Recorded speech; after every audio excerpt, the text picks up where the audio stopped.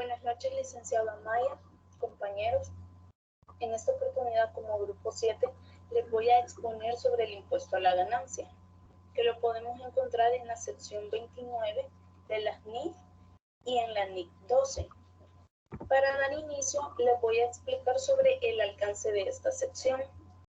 Nos dice que trata la contabilidad del impuesto a la ganancia, que incluye todos los impuestos, tanto nacionales como extranjeros, que están basados en ganancias fiscales. Pero, ¿de dónde surge o qué le da origen al impuesto a la ganancia? El impuesto a la ganancia surge por la diferencia ocasionada de llevar contabilidad basada en normas y conciliarlas con la normativa fiscal.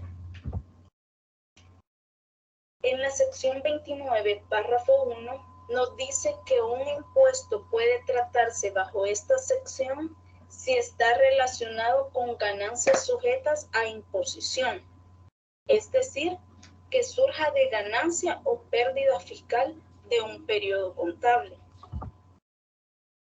Clasificación de impuestos a las ganancias. Son dos los tipos de impuesto a la ganancia establecidos en la sección 29, que son el impuesto corriente y el impuesto diferido. Como impuesto corriente tenemos que es el impuesto por pagar o recuperable por las ganancias o pérdidas fiscales del periodo corriente o de periodos anteriores. Y tenemos que el impuesto diferido es el impuesto por pagar o por recuperar en periodos futuros, generados como resultado de que la entidad recupera o liquida sus activos y pasivos.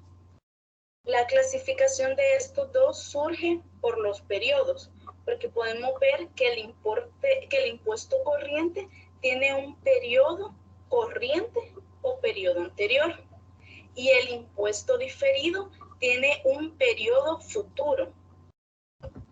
Reconocimiento y medición del impuesto corriente.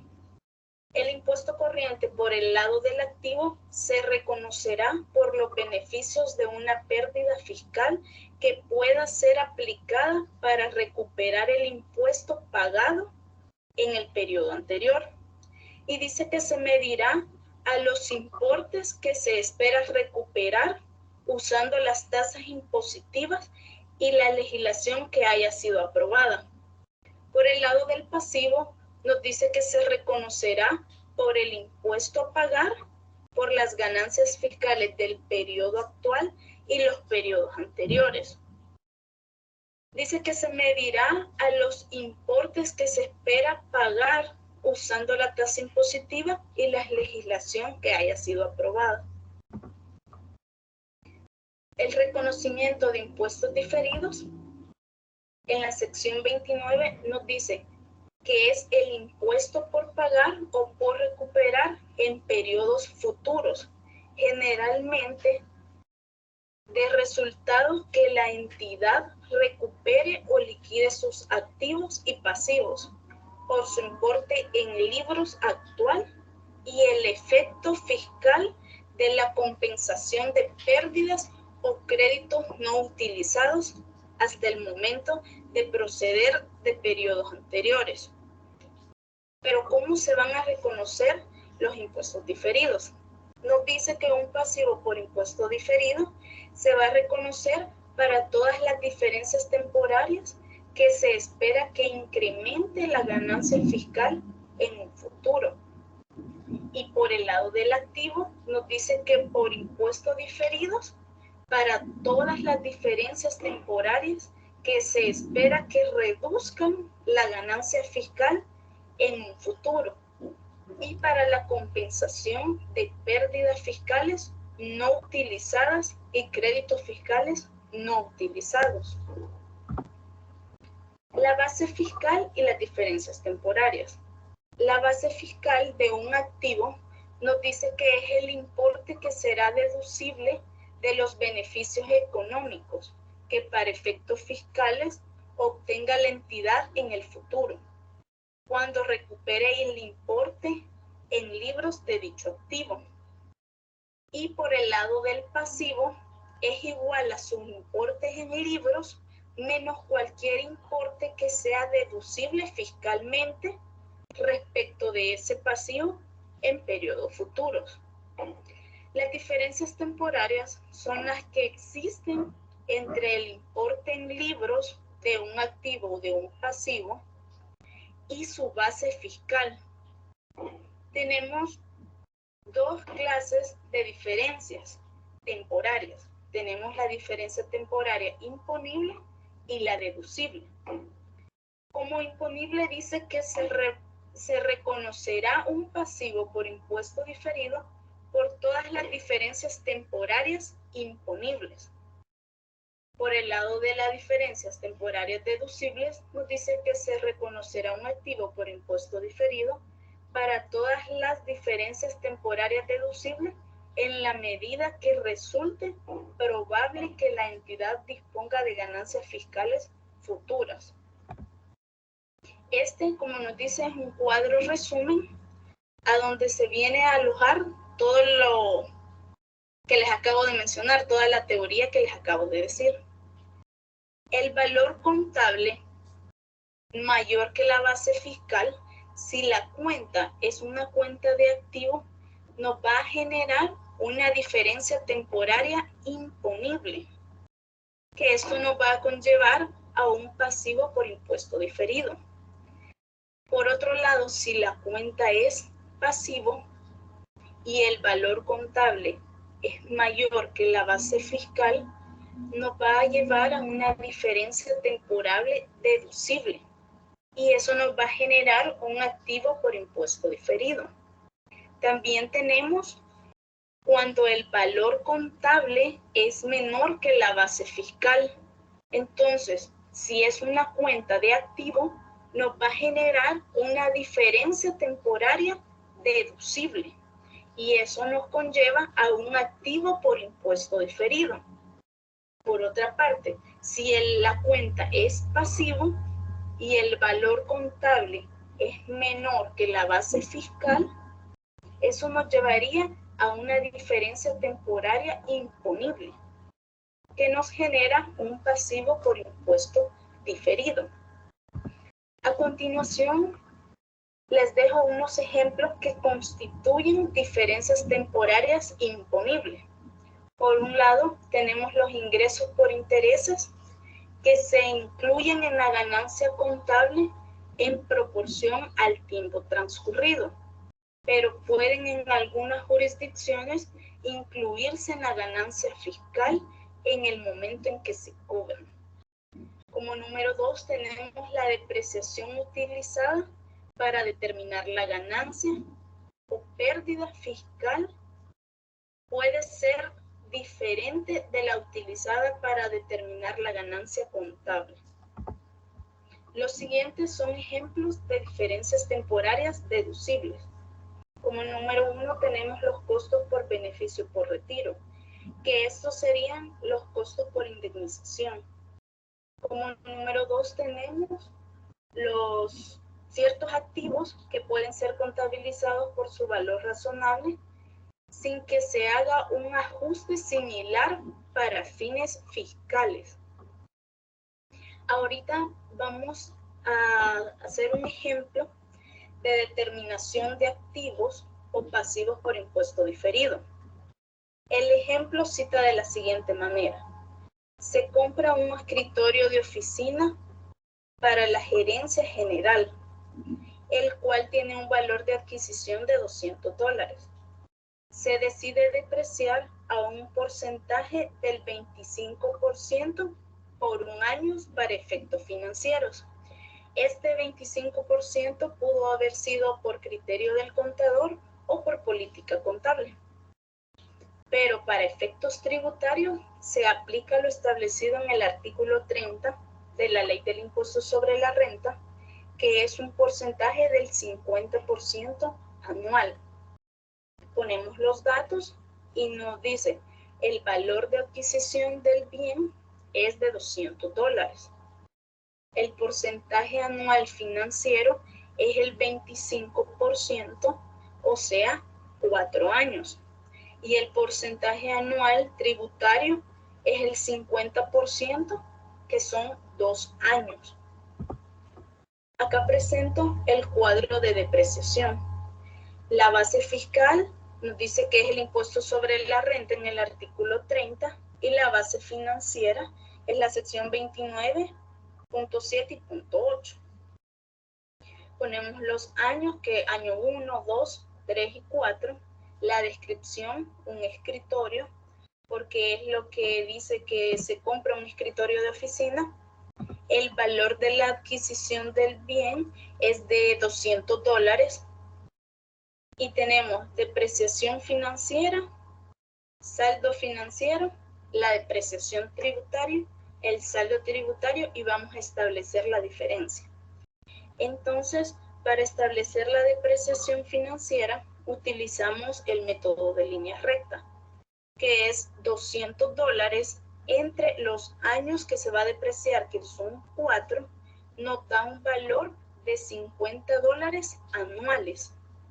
Entonces, para establecer el saldo, vamos a restar el valor de adquisición menos la depreciación fiscal y nos da un saldo en libros de $150.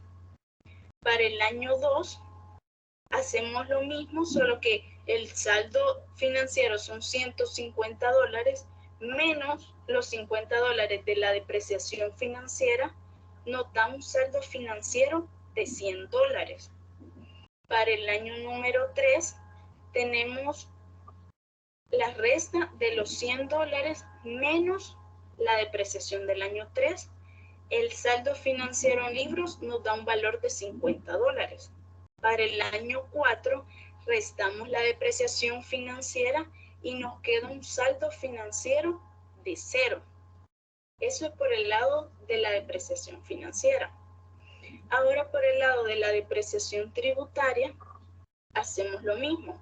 Los $200 entre la vida útil, que es 2 años, y nos da una depreciación tributaria de $100 anual. Entonces vamos a hacer la resta.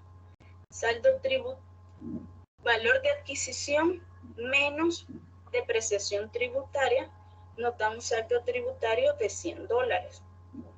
Después hacemos lo mismo, el saldo tributario menos el valor de adquisición, menos la depreciación tributaria, y nos da un saldo tributario de 0. Ahora vamos a establecer la diferencia entre el saldo financiero y el saldo tributario. Tenemos que para el año 1, el saldo financiero son $150 y tributario son 100. Al hacer la resta nos da una diferencia de $50. Para el año 2, como saldo financiero tenemos $100 y en saldo tributario tenemos 0. Entonces la diferencia son $100. Para el año 3 tenemos un saldo financiero de $50 y un saldo tributario de 0. La diferencia es de $50. Para el año 4 el saldo financiero es 0 y el saldo tributario también. Entonces la diferencia nos da un valor de 0. Esto nos genera un pasivo por impuesto diferido. Entonces aquí vamos a hacer que el valor de la diferencia lo vamos a multiplicar por el 30% del impuesto sobre la renta. Eso nos genera un pasivo por impuesto diferido porque el valor financiero es mayor que el valor tributario. Para el caso de la depreciación del bien, el criterio contable o la política contable se aplicó el porcentaje del 25% y la ley del impuesto sobre la renta nos establece el 50% para otros bienes inmuebles, para otros bienes muebles, dando como resultado una diferencia temporaria imponible. En este cuadro tenemos el reconocimiento de la diferencia que existe para el año 1. Entonces ponemos gasto por impuesto diferido pasivo, $15, y abonamos el impuesto sobre la renta diferido pasivo con $15. Y este es el reconocimiento del impuesto sobre la renta diferido por la diferencia del año 1.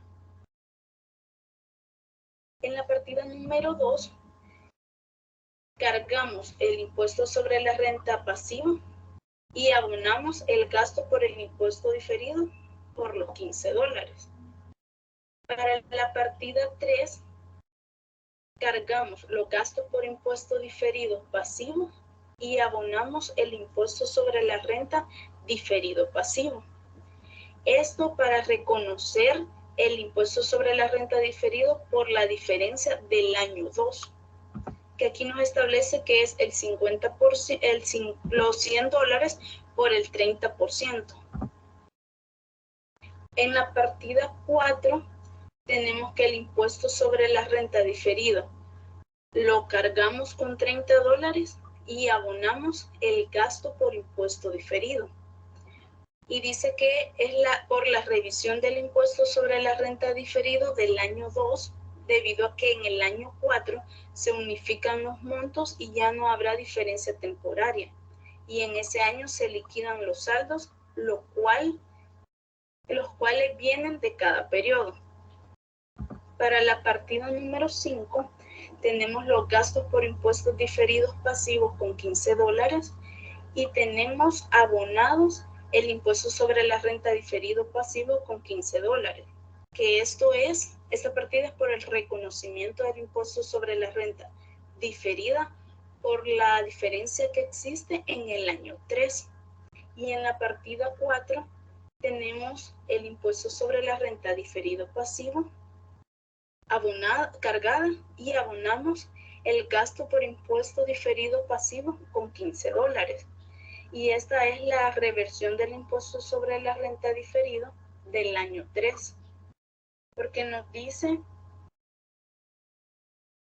que la aplicación del impuesto diferido pasivo generada del año 3 se debe de revertir, por lo cual el saldo será negativo y restará al impuesto corriente por el lado del gasto, y lo mismo sucederá en el año 4. Pero a nivel de cuenta de balance, la cuenta de pasivo por impuesto diferido se amortiza llevándolo al valor 0. Muchas gracias y pasen buenas noches.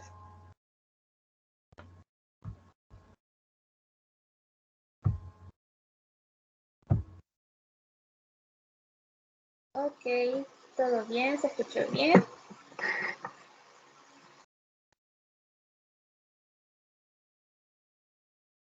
Sí, todo bien.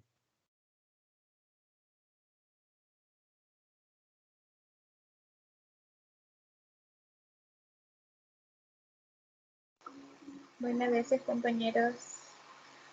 Buenas noches. Y Moisés y Nelson, por favor, el caso número 1. ¿Qué hace? Sí, ahorita ya terminé el caso 4 y 5. Solo la primera parte le quedó al otro compañero.